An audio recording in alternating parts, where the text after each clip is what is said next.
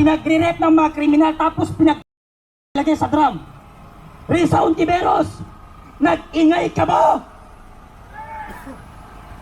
House of Representative Laila de Lima, Benny Abante, Kabataan Party List Renico, nag-ingay ba kayo sa mga batang pinagbawag ng mga sindikato at adik? Bakit concern na concern kayo sa buhay ng mga kriminal at adik? Panahon ni Duterte, nung panahon ni Noynoy Aquino, pupunta ka ng Divisoria, sasakay ka ng jeep, huwag kang maglalagay ng mga accessories. Kasi andyan yung mga snatcher, pati cellphone. Mga estudyante, pag umuwi ka ng bahay, huwag kang magpapaabot ng alas 7 o alas 8. Dahil andyan ang mga adik na nakabantay. Nung panahon ni Noynoy Aquino, naupo si Duterte, kahit alauna gabi umuwi ang estudyante, set na nakakarating sa kanilang bahay. Bakit? Ano ba ang advocacy ni Duterte? Transparency, accountability, justice, peace and justice and security. Bukas ang gobyerno nung panahon ni Duterte. Yung mga nagrarally, sabi ni Duterte sa mga pulis, ibigay niyo kung anong gusto nila. Alam ng mga pulis yan. Bigyan ng pagkain, sabi ni Duterte, yung mga rallyista. Bigyan ng tubig, ayahan nyo sila. Walang bumbero, walang alambre na nakaharang. May nagrally, anong panawagan nila? Bigyan ng lupa. Binigyan ng lupa. Sa Boracay, binigyan ng lupa yung mga katubo. Anong ginawa ni Marcos? Binawi. Yung mga rallyista, ipinabok sa Manila Hotel. Pinatulog ni PRRD ng maayos. Binigyan ng allowance at pinawi sa kanilang probinsya. Yung PGH, Philippine General Hospital, ipinatawag ni PRRD. Anong sabi ni Duterte? Magkano ang nagagastos nyo sa isang buwan? Anong sabi ng Philippine General Hospital, PGH? 60 million. Sapat na yun. Anong sabi ni Duterte? Bibigyan ko kayo ng 100 million. Natawa ang General Hospital, Philippine General Hospital. Anong sabi? Malaking tulong yung PRRD. Anong sabi ni Duterte? Hindi. Ang sabi ko, bigyan ko kayo ng 100 million every month. Buwan-buwan nagbibigay ang administrasyong Duterte ng 100 million para sa Philippine General Hospital. Ubusin mo yan sa pasyente, sabi ni Duterte. Ibili mo ng gamot yan, sabi ni Duterte. Anong ginawa ni Marcos nung napalit siya? 0% ang natira sa PhilHealth. Kaya ang daming nakapilang may rayuma, ang daming nakapila na senior citizen, ang daming buntis na hindi maoperahan dahil 0% ang PhilHealth. Ano ang sabi ni Duterte? Kawawa naman ang mga tricycle driver. Kawawa naman ang mga jeepney driver. Every 5 months, nagpaparenew ng driver license. Gawin natin 10 years ang passport pati license. Di ba tumaas? Di ba naging 10 years? Ano ang sabi ni Digong? Kawawa ang mga pulis. Kawawa ang mga sundalo. Kawawa ang mga guro. Ang baba ng kanilang sahod. Itaas nga natin. Tumaas ang sahod ng pulis pati ang sundalo, pati ang mga teacher. Ngayon, pinoproblema ni Marcos kung bakit kulang ng guro ang ating bansa. Dahil yung mga teacher, pagkatapos nilang mag-aral ng EDOC, mas pinipili nilang mag-abroad dahil dito wala silang sinasahod. Diba? Kaya ngayon, ang laki ng problema ng administrasyon.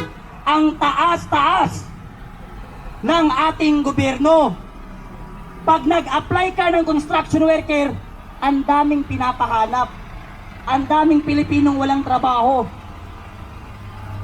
Siguro mga 25% lang ang may trabaho sa Pilipino. Kaya ngayon, tayo ay nananawagan sa kataas-taasang hukuman ng malungkot na Republika ng Pilipinas na magdesisyon kayo sa aming isinumiti sa inyo na pirma ng Pilipino upang sa gayon marinig namin kung ano ang inyong desisyon sa pagnakaw at pagkidnap sa ating presidente na si Rodrigo Roa Duterte.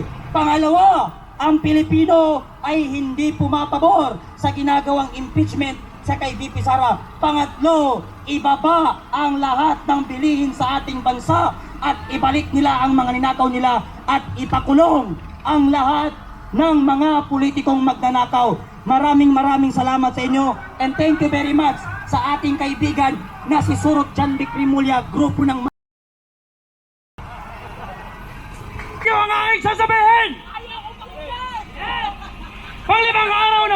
namin dito sa Supreme Court at handa kaming magbabalik-balik dito sa harap ng Supreme Court hanggat hindi naglabas ng desisyon ang Supreme Court ng TRO at ibasura, ipatigil itong illegal na impeachment na ginagawa laban kay Vice President Sara.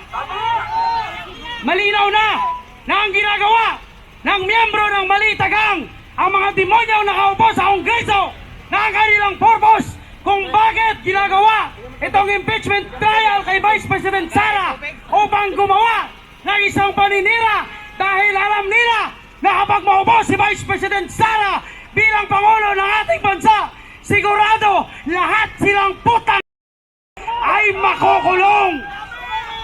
Kaya ngayon pa lang ay gumagawa na sila ng paraan para matigil ito. Pero hindi titigil ang sambayan ng Pilipino. Hindi titigil ang akbang ng maisog sa paninindigan, sa panawagan dito sa harap ng Supreme Court na ibasura ang impeachment trial na ginagawa laban kay Vice President Sara. Nandito rin po tayo mga kababayan upang muli panawagan sa kataas-taasang hukuman ng ating bansa na maglabas ng desisyon sa mga petisyon na i-final na mga anak ng dating Presidente Rodrigo Roa Duterte. Itong mga writ of habeas corpus na isang taon na yung nakalipas, hanggang ngayon ay hindi pa rin naglalabas ng desisyon ang Supreme Court. Ako naniniwala sa pagiging supremo ng Supreme Court. Hindi dapat kayo maging sunod-sunuran. Panindigan ng Supreme Court ang kanilang pagiging supremo, ang kanilang pinakamataas na hukuman ng ating bansa at hindi maging sunod-sunuran sa isang adik na presidente. Hindi dapat matatakot ang mga miyembro ng Supreme Court sa isang adik na presidente. Sayang naman kung bakit pinangalanan pang Supreme Court itong opisina na ito kung sila ay maging sunod-sunuran lamang at kung sila ay matatakot lamang sa mga oligarko, sa mga na nakaupo sa gobyerno.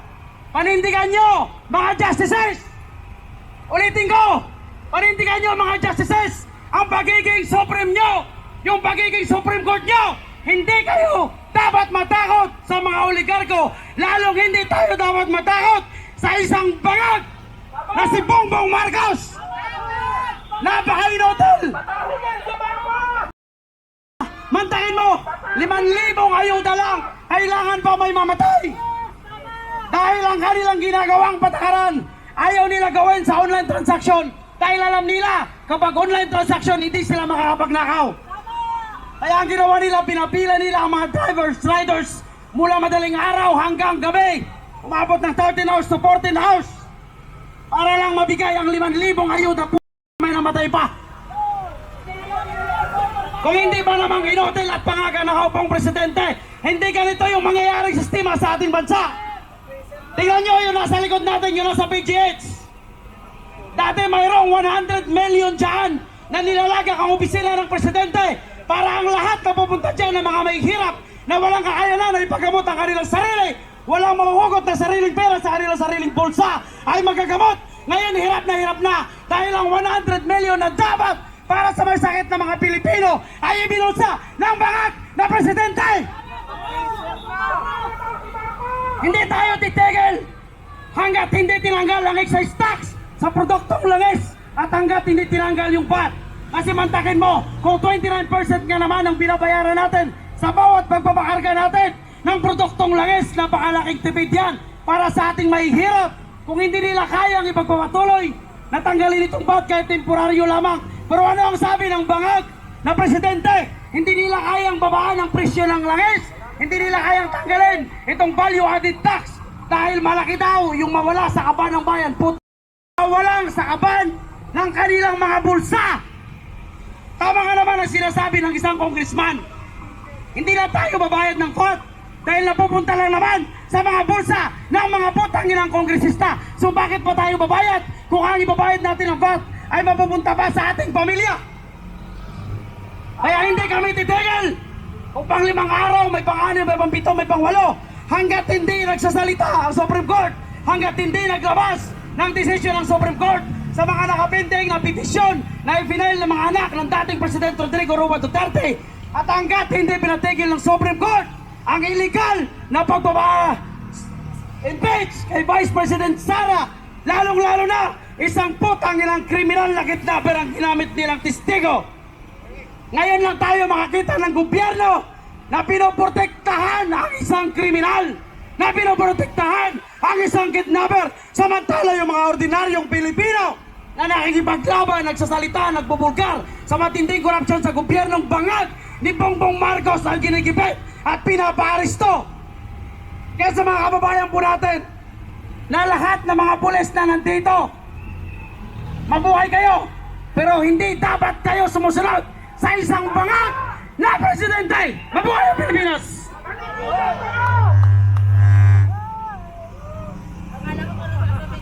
Salamat kasama. Alam nyo, mga kasama, yung ibinibigay na ayuda ay band-aid solusyon.